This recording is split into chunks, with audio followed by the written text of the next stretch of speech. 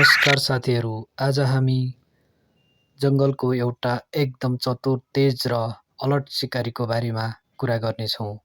नेपालमा यसलाई मलसाप्रो भनेर चिनिन्छ, तर यसको जीवनशैली र बानी व्यवहार धेरै रोचक छ। त्यसैले भिडियो अन्त्यसम्म ध्यान दिएर हेर्नुहोला।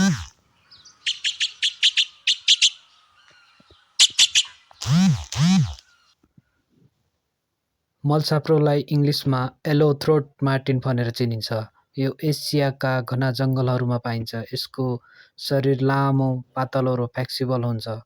पुच्छर ठुलो र फुलिएको हुन्छ। घाँटीमा पहेँलो रङ हुन्छ। यसलाई सजिलै चिनिने बनाउने यसको सेप र कलर कम्बिनेसन हो।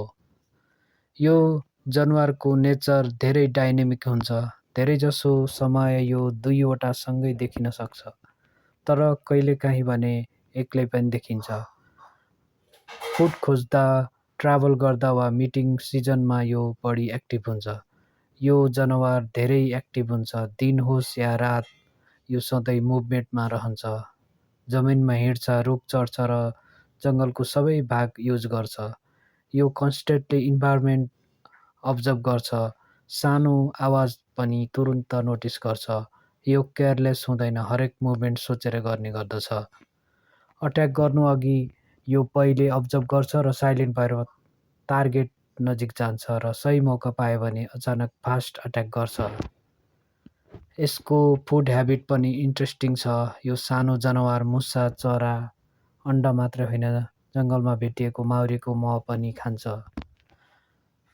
जङ्गलमा यसको औसत आयु करिब 8 देखि 10 वर्षसम्मको हुन्छ। घरपालुवा मौरीको महदेखि जङ्गलमा पाइने मौरीको मह यसले खोजी हिँड्छ। रुखमा चढेर वा पहाडमा चढेर मौरीको गुड खोज्ने, मह खोज्ने यसको एउटा स्पेसल बिहेभियर हो।